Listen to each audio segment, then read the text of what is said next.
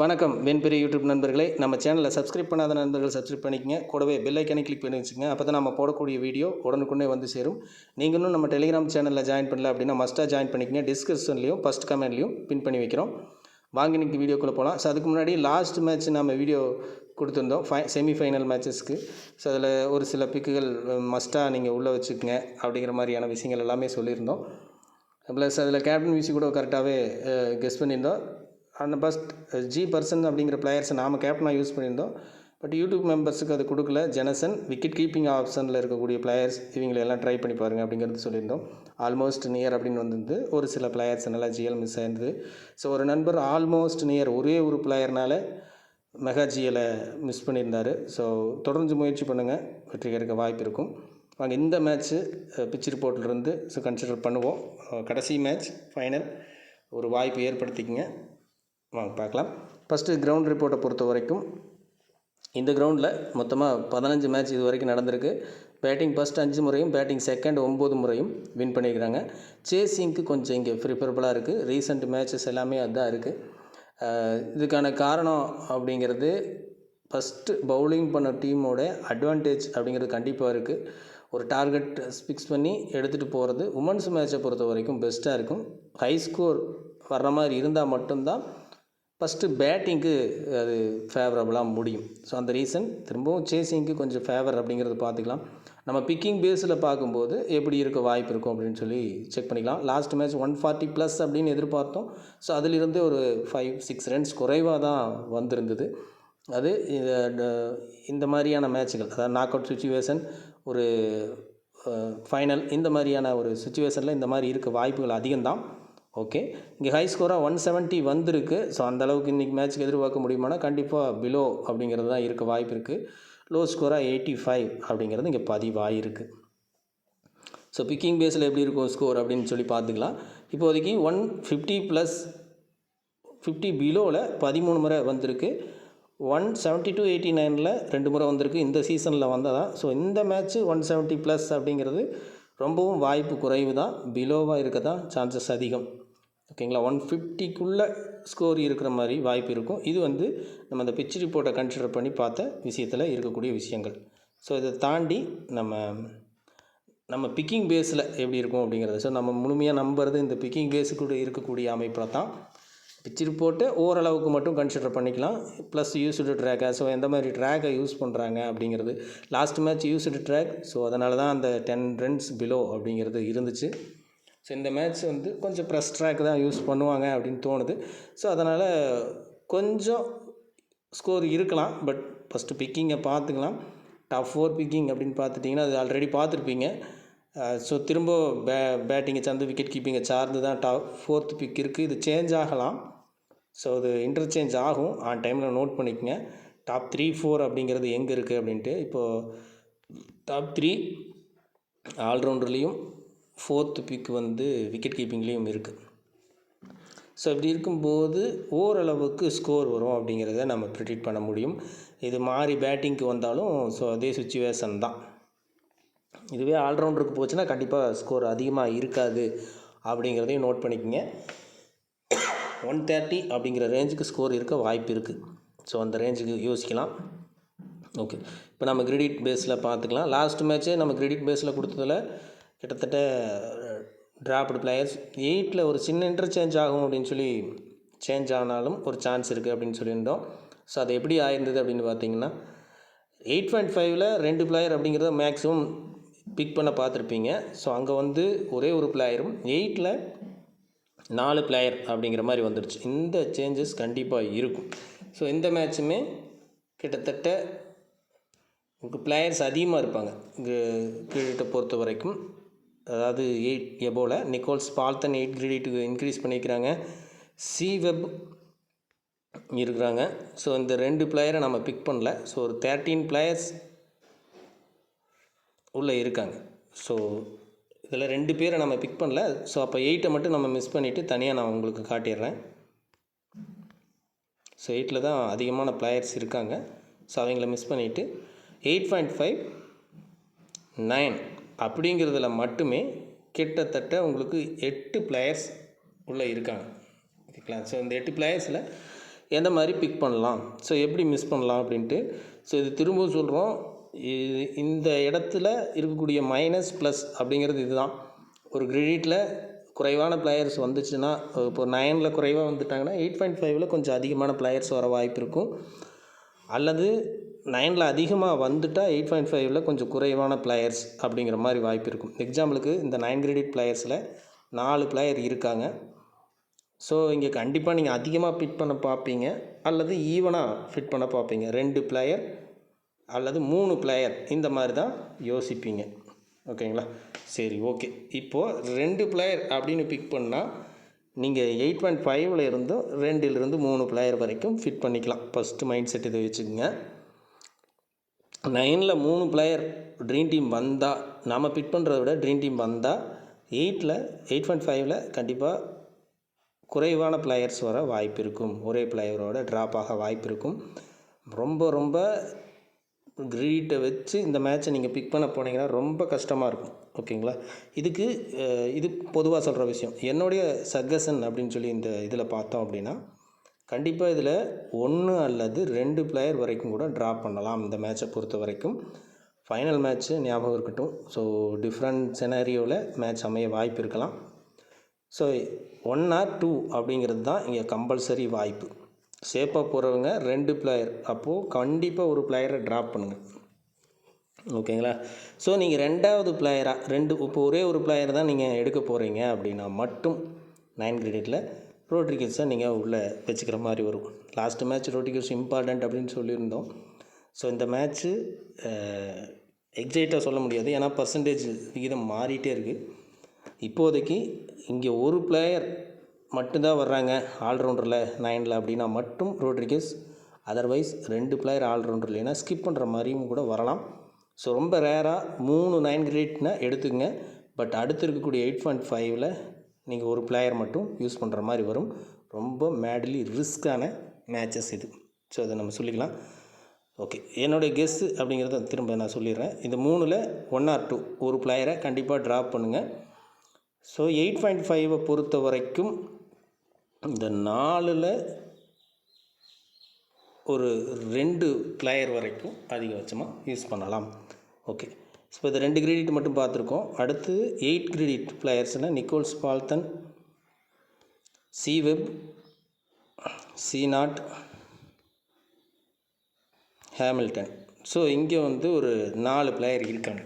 So இந்த 4 பிளேயர்ஸில் கிட்டத்தட்ட உங்களுக்கு 3 கேட்டகரியிலையுமே 4 பிளேயர்ஸ், டோட்டலி 12 பிளேயர்ஸ் உங்களுக்கு இருக்காங்க. ஹை கிரெடிட்டில் மட்டும் 7 to 8 பிளேயர்ஸ் வரைக்கும் யூஸ் பண்ணணும். லாஸ்ட் மேட்ச்சும் இதே தான். மொத்தமாக 12 பிளேயர்ஸ் இருந்தாங்க.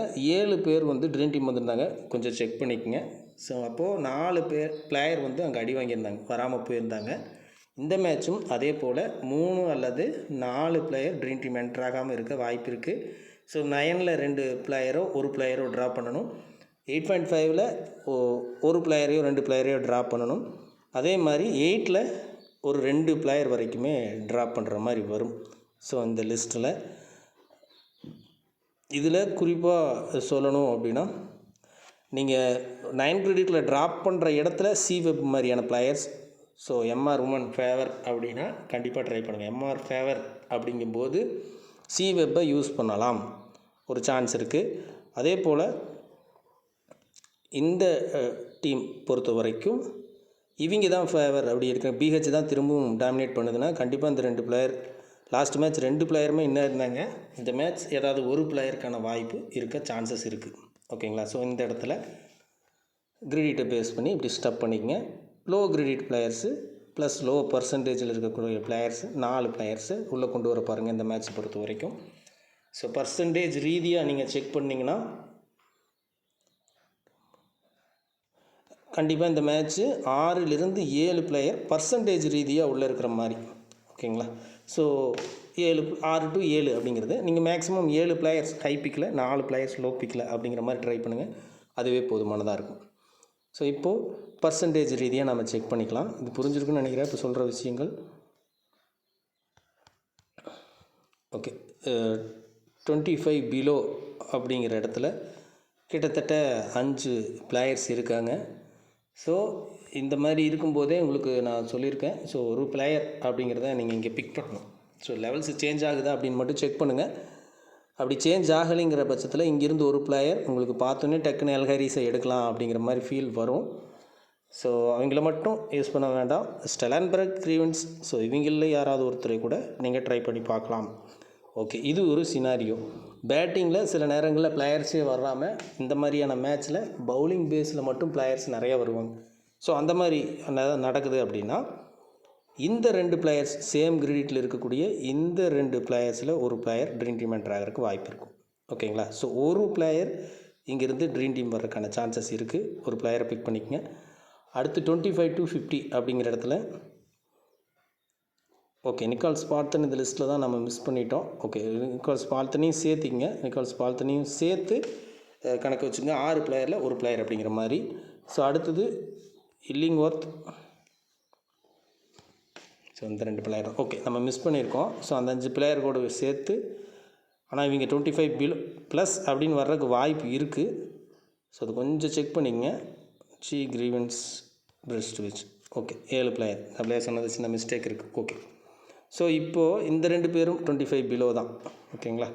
ஸோ இது மாறலாம். ஸோ மாறுற மாதிரி தான் நான் எழுதி வச்சுருக்கேன். ஸோ அதனால் மிஸ் பண்ணிட்டோம். ஸோ இதுபடி பார்க்கும்போது நீங்கள் 2 பிளேயர் வரைக்கும் எடுக்கணும். ஓகேங்களா? ஸோ அதில் நம்ம சொன்ன மாதிரியே இந்த பேட்டிங்கில் ஒரு பிளேயர், ஸோ அதரில் இருக்கக்கூடிய ஏதாவது ஒரு பிளேயர்ஸை நீங்கள் உள்ளே வச்சுக்கோங்க. ஸோ இப்படி வர வாய்ப்பு இருக்கும். 25 2 பிளேயருக்கான சான்சஸ் இருக்கலாம். அடுத்து 25 to 50 அப்படிங்கிற இடத்துல C0, G பர்சன்ஸ், G காட்சி, C வெப். ஓகே, இந்த ஒரு 4 பிளேயர் கண்டிப்பாக 1 or 2 பிளேயர்ஸ் அப்படிங்கிற ட்ரீம் டீம் வர வாய்ப்பு இருக்கும். ஸோ இதில் நம்ம அந்த அடிப்படையில் சொல்லும்போதே சி வெப்பை பற்றி சொன்னோம், வாய்ப்புகள் இருக்கலான்ட்டு. ஸோ இந்த 2 பிளேயரில் ஒரு பிளேயர் அப்படிங்கிற மாதிரி நீங்கள் சூஸ் பண்ணுற மாதிரி வரும் இந்த மேட்சை பொறுத்த வரைக்கும். இதில் குறிப்பாக செக் பண்ணணும் அப்படின்னா இந்த G பர்சன், இந்த பிளேயர் லாஸ்ட் மேட்ச் கேப்டன் அப்படிங்கிற பிளேயர். ஸோ திரும்ப BH வின் பண்ணுதுன்னா இவங்ககிட்டருந்து ஒரு மினிமம் பர்ஃபார்மன்ஸ் இருக்க சான்சஸ் இருக்கும். ஓகேங்களா? ஸோ BH சைடு டீம் போடுறீங்க அப்படின்னா G பர்சன்ஸ் ஒரு கேப்டன் அப்படிங்கிற ரேஞ்சுக்கு இல்லைனாலும் ஒரு மஸ்ட் பிக் அப்படிங்கிற மாதிரி இந்த மேட்ச்சுக்கு எடுத்துகிட்டு போங்க. ஸோ அதே போல் தான் எஸ் காட்சி அல்லது இதே அமைப்பில் இருக்கக்கூடிய இன்னொரு பிளேயர் அப்படிங்கிற மாதிரி இந்த டீம் ஃபேவர் அப்படின்னு போடும்போது எடுத்துகிட்டு போகிற மாதிரி வரும். ஸோ இந்த லிஸ்ட்டில் பேசிக்காக யோசித்தோம் அப்படின்னா G person, web, C0. So 4 பேர்த்துக்குமே வாய்ப்பு உண்டு. கன்ஃபார்மாக 1 or 2 பிளேயர்ஸ் அப்படிங்கிற மாதிரி எடுத்துக்கணும். C வெப், எஸ் காட்சி அப்படிங்கிற ஒரு காம்போவோ அல்லது C வெப் மட்டும் அப்படிங்கிற மாதிரி எடுத்துக்கலாம். MRக்கு ஃபேவராக நீங்கள் டீம் மேக் பண்ணுறீங்க அப்படின்னா. BHக்கு ஃபேவரானா கண்டிப்பாக G பர்சன்ஸ் இந்த உங்கள் டீமில் இருக்கிற மாதிரி பார்த்துக்குங்க, சான்சஸ் அதிகம். ஸோ பர்சன்டேஜ் மாறலாம், இது இப்போ இருக்கக்கூடிய பர்சன்டேஜ் அமைப்பில் சொல்லியிருக்கோம். 50 to 75 அப்படிங்கிற இடத்துல G Harris, Jemimah Rodrigues, Shikha Pandey, Nicola Hancock, Hamilton. So ஒரு 5 பிளேயர்ஸ் இந்த லிஸ்ட்டில் இருக்காங்க. இவங்க எல்லாருமே ஒரே டீமை சேர்ந்த பிளேயர்ஸ் அப்படிங்கிறது தான் இங்கே முக்கியமான விஷயம். ஸோ இந்த லிஸ்ட்டில்